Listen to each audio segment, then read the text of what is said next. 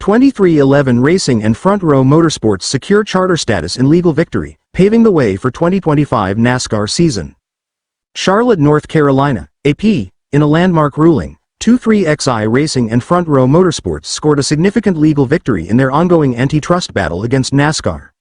U.S. District Court Judge Kenneth D. granted the two teams a preliminary injunction on Wednesday, ensuring they can compete as chartered teams in the 2025 NASCAR season. The decision allows both teams to sign charter agreements and proceed with their plans for expansion, marking a pivotal moment in their dispute with the sport's governing body. A battle for fair competition. The lawsuit, which has garnered widespread attention in the motorsports world, accuses NASCAR of monopolistic practices that unfairly disadvantage teams like 2311 Racing and Front Row. At the heart of the dispute is NASCAR's charter system, which guarantees certain rights and revenue streams to teams holding charters. Without a charter, teams are relegated to open status, with fewer protections and limited financial rewards.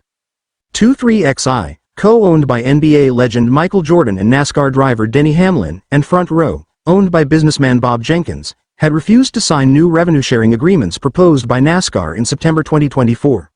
These agreements were presented just 2 days before the playoffs began, leaving the teams with little time to negotiate. The refusal led NASCAR to deny the team's charter status for 2025, prompting the lawsuit.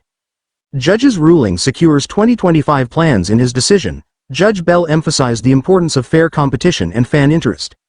NASCAR fans, and members of the public who may become fans, have an interest in watching all the teams compete with their best drivers and most competitive teams, he wrote. The ruling allows 2311 and Front Row to retain their charter status while the antitrust case continues, ensuring they can compete on equal footing in the upcoming season. The ruling also permits the two teams to purchase additional charters from Stewart-Haas Racing, SHR, which downsized its operations at the end of 2024.